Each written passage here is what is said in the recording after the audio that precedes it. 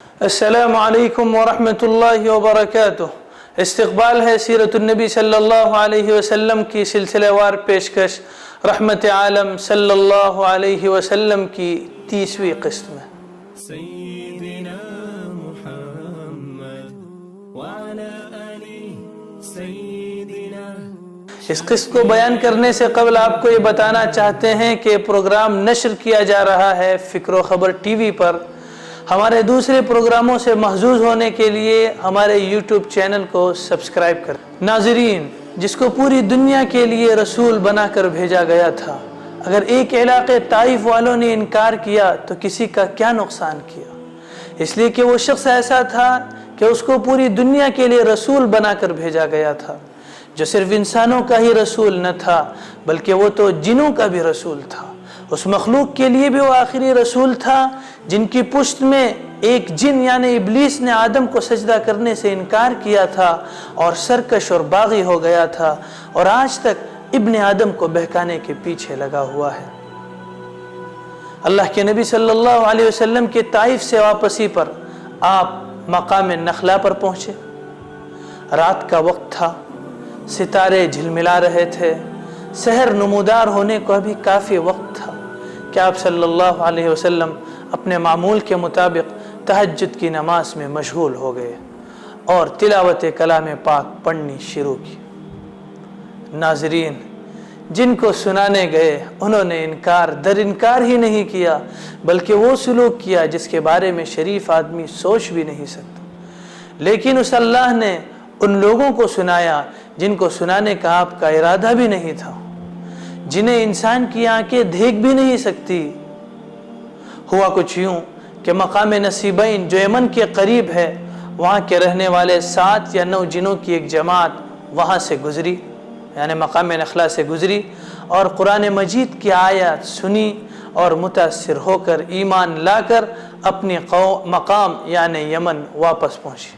جنات کے ساتھ یہ ایک مرتبہ ملاقات کا واقعہ ہے، اور بخاری شریف میں اور مسلم شریف میں اور ایک ملاقات کا تذکرہ ملتا ہے۔ اختلاف رائے ہے کہ جنات کے ساتھ ایک مرتبہ ملاقات ہوئی یا دوسری مرتبہ ملاقات ہوئی۔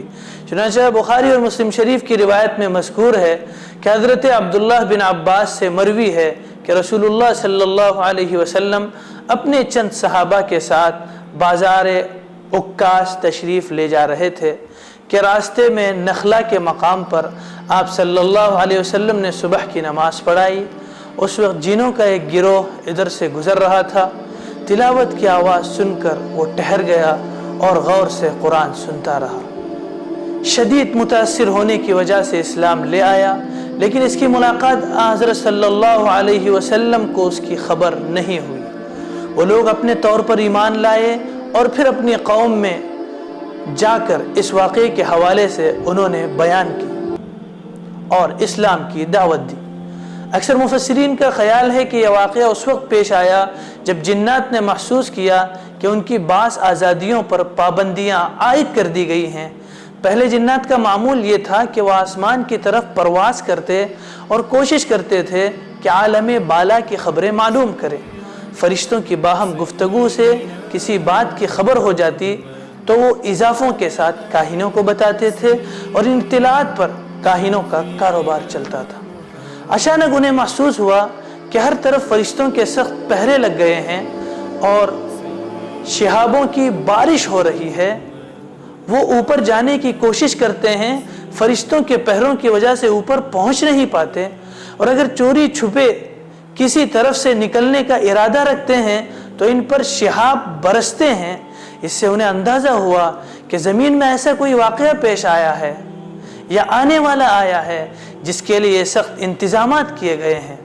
چنانچہ اس کی تحقیق کے لیے زمین کے مشرق و مغرب اور ہر طرف جنات کے وفود بھیجے گئے، وہ حقیقت کا سراغ لگانے کی کوشش کریں۔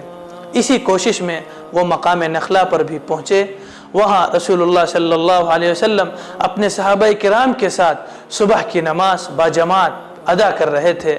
جنات کے اس وفد نے جب قرآن کریم سنا تو قسمیں کھا کر کہنے لگے، واللہ یہی کلام ہے جو ہماری اور آسمانی خبروں کے درمیان حائل اور مانع بنا ہے۔ اسی واقعے کی طرف سورہ جن میں اشارہ کیا گیا ہے۔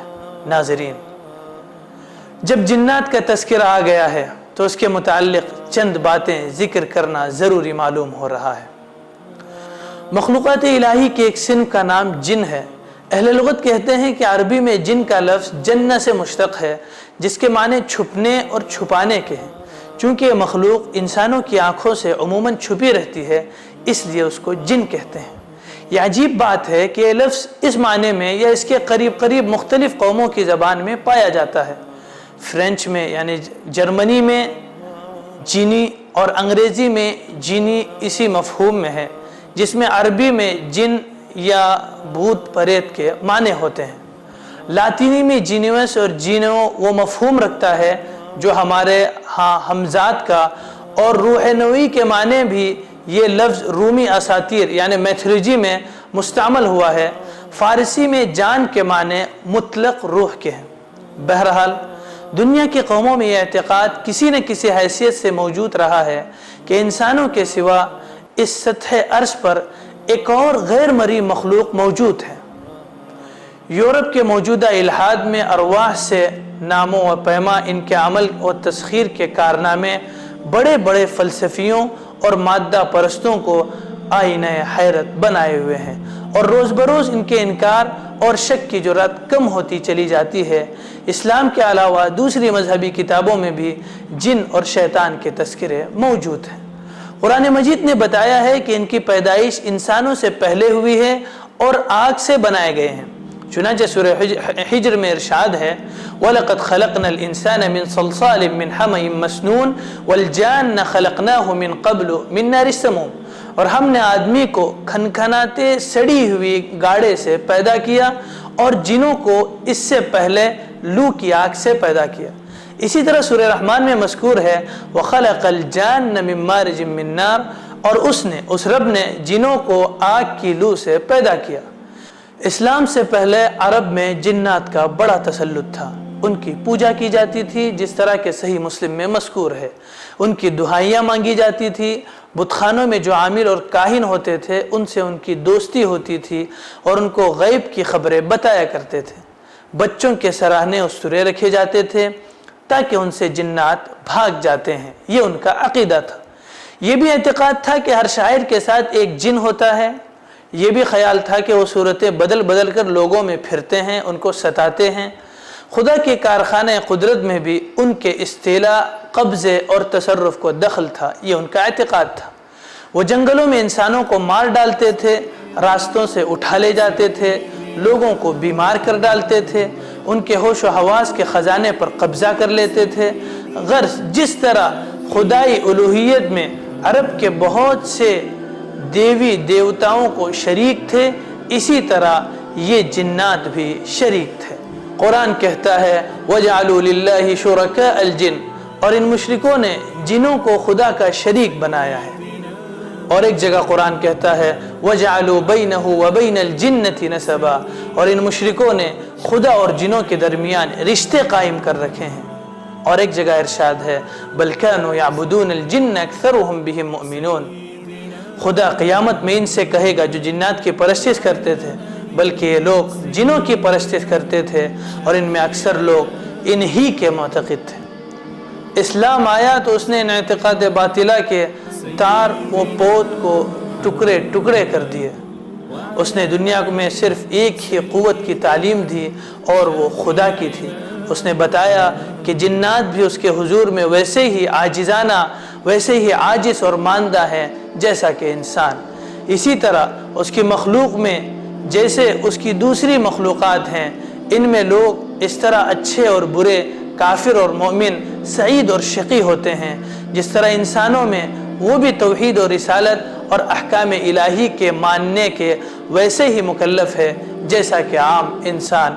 یہ اسلام نے ہمیں تعلیم دی وما خلقت الجن والانس الا لیعبدون، اور میں نے جن اور انس کو اسی لیے پیدا کیا ہے کہ وہ میری بندگی کریں۔ آج کی اس قسط میں اتنا ہی، اگلی قسط میں ہم آپ کو ایک ایسے سفر کی داستان سنائیں گے جو دنیا کی تاریخ کا سب سے زیادہ طویل ترین سفر تھا۔ السلام علیکم ورحمۃ اللہ وبرکاتہ۔ وعلى آل سيدنا شفيعنا محمد